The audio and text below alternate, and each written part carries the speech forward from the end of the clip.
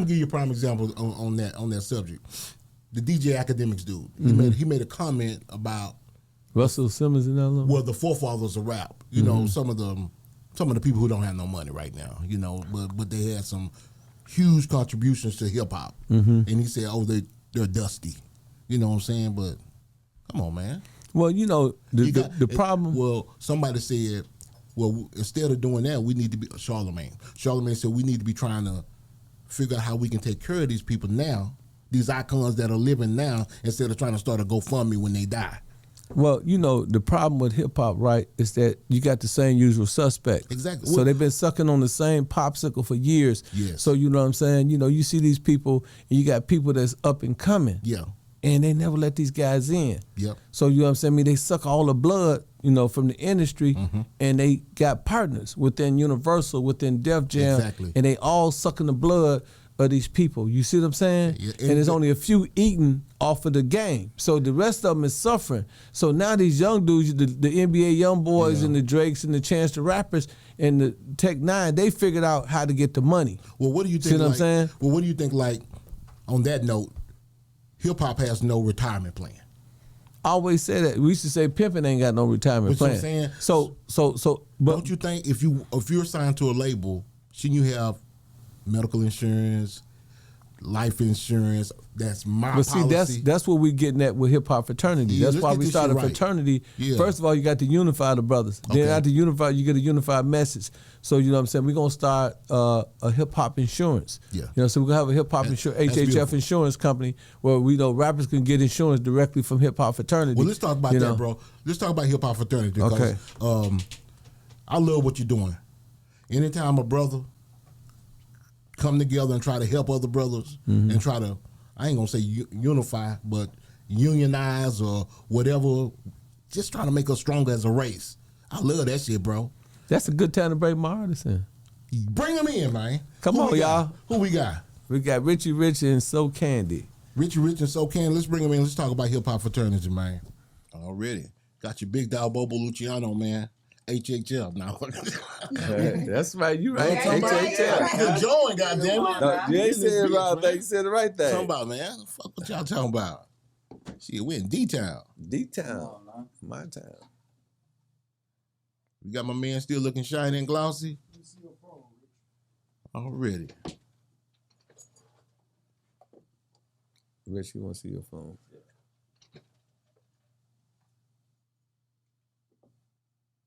We good, brother? Shit, let's talk about this hip hop fraternity, man. Tell the people what you got going on. Well, I know, but explain to the people who don't know about the hip hop fraternity. Hip hop fraternity is an organization. You know, it's community based, and basically what we try to do, we don't try. What we do is we bring different people from different perspectives. You know, from all over the globe. You know, from different walks of life. You know, we got A&Rs, we got executives, we got producers, we got artists. You know, we got everything. Yeah. You know what I'm saying? I mean, we got people that mess with blockchain, real estate, whatever.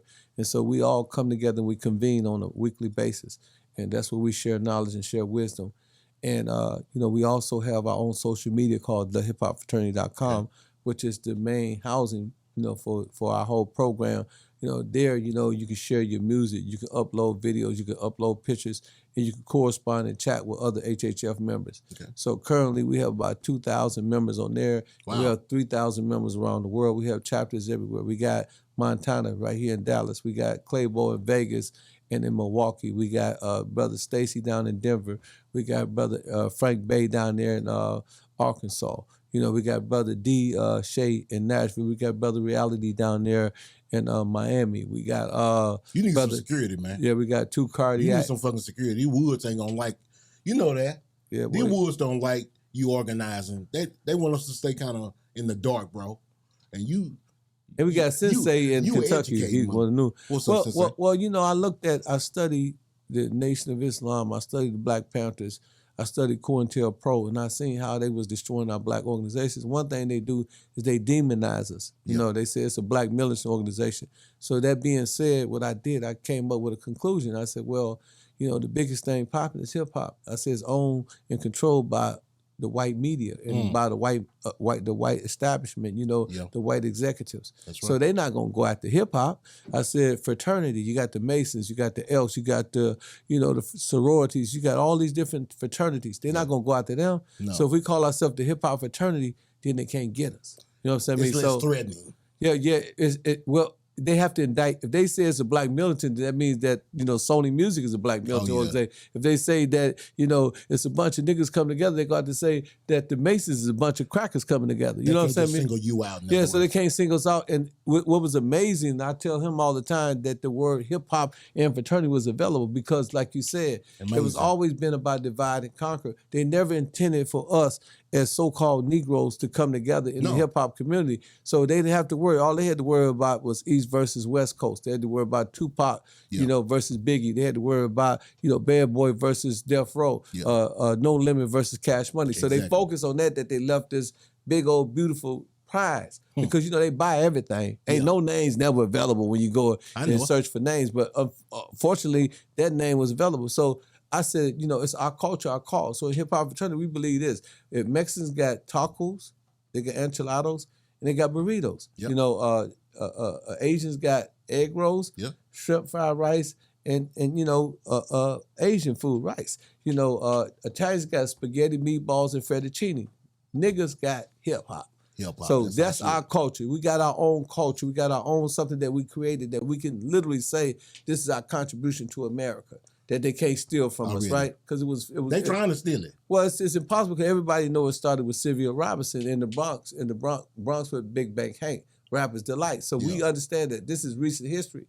So it's like, this ain't like in the 1800s where they could say, or back during the time of Jesus. Jesus was white, but we all know that Jesus was black. But if you look at the painting when Michelangelo painted the Sistine Chapel in Rome at the Vatican, he painted Jesus European, right? Mm-hmm. But if you look at the Black Madonna, which is also housed in the Vatican, it's a black Madonna with a black baby Jesus. Wow. If you read the Bible, it says that Jesus' hair was like wool burnt, wool, and that his body was like bronze burnt up. And then the last example is when you look at the papyrus papers. The papyrus papers, the first recorded transcripts of the New Testament. So what does that mean? The papyrus only grow in one place. You know where that's at? What's that? In Egypt. So it only grow in Africa. So if they was writing on papyrus papers, then that means that, he was from Africa. He was from Africa, and then when he fled from Jerusalem, where he went to?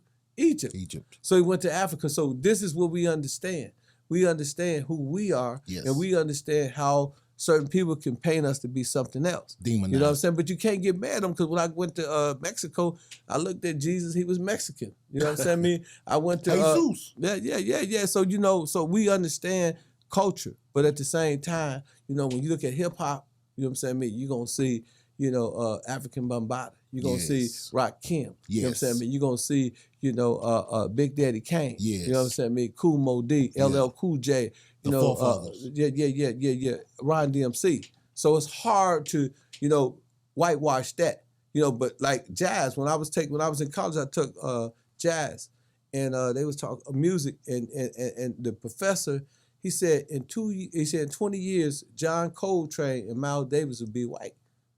And then, that's why I said about hip hop, because if you think about it, Ken, all music in America was black music at one time until they took it. But this is a different era. See, the thing that saved our children versus back in the day is the internet. You don't think they're trying to whitewash it? Well, it's impossible because, I'm going to tell you why. Because of the internet. Yeah. You know what I'm saying? The super information highway. So that the internet changed the... Huh? The labels seem like they gravitating toward the lighter complexion. Well, the Hispanics, the woods. Well, Steve Stout said it best in his book, The Tanning of America.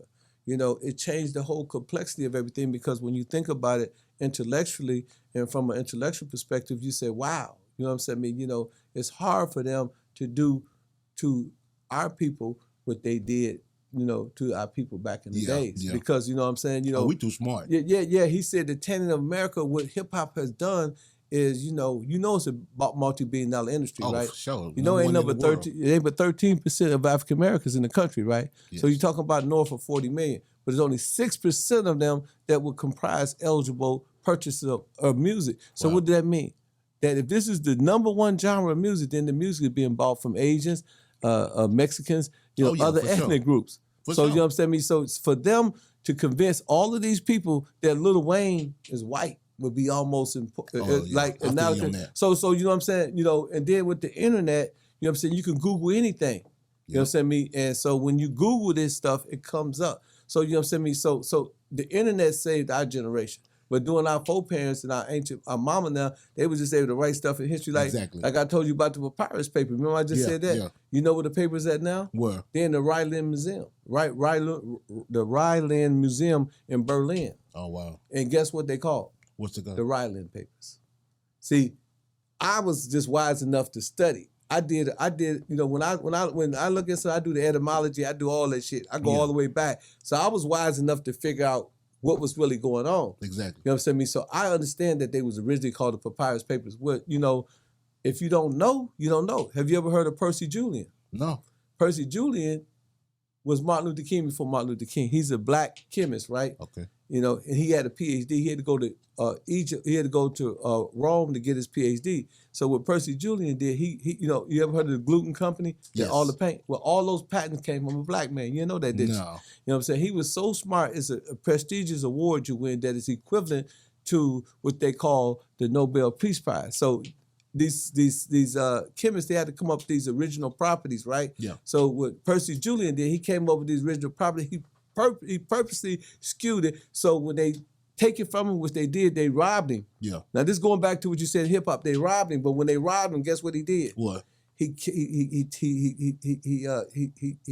pretty much fucked it up by maybe a percentage or a small thing. So he went to court. He said this is not the proper measurements. So they said, well, what are the proper measurements? So he gave him the proper chemistry, and they had to give him the prestigious award, which was, and they had to put his name in all the papers. So this was back in 1920s. Okay. You know what I'm saying? So not only that, you know what I'm saying? After that, you know what I'm saying? What happened was, he moved in. He was the first dude to move in the suburbs in Oak Park, Chicago. And the same thing they did to Martin Luther King and Rosie Parks. Yeah. They tried to kick him out the house. He stood, just like Rosa Parks stood up, he stood up. But go look him up on it's called a Forgotten Genius. I guarantee you, all of your audience would trip out when they find out how powerful this brother is. So that's what I'm trying to tell you. They can't steal everything because, listen, man, you could crush the truth under the earth and the truth will rise again. It's impossible for you. Out of all things, only one thing don't change, and that's the truth. Already. You know what I'm saying? Oh, lies change now you could be the truth and falsehood, but you be the truth and falsehood strangely mixed. The truth don't change or pass away. That motherfucker. Y'all hear him? Spitting fucking gang jewels. No, I'ma get some game tuned in, was super tight, yeah. I get the low from Big Bobo, from the front seat, not no photos.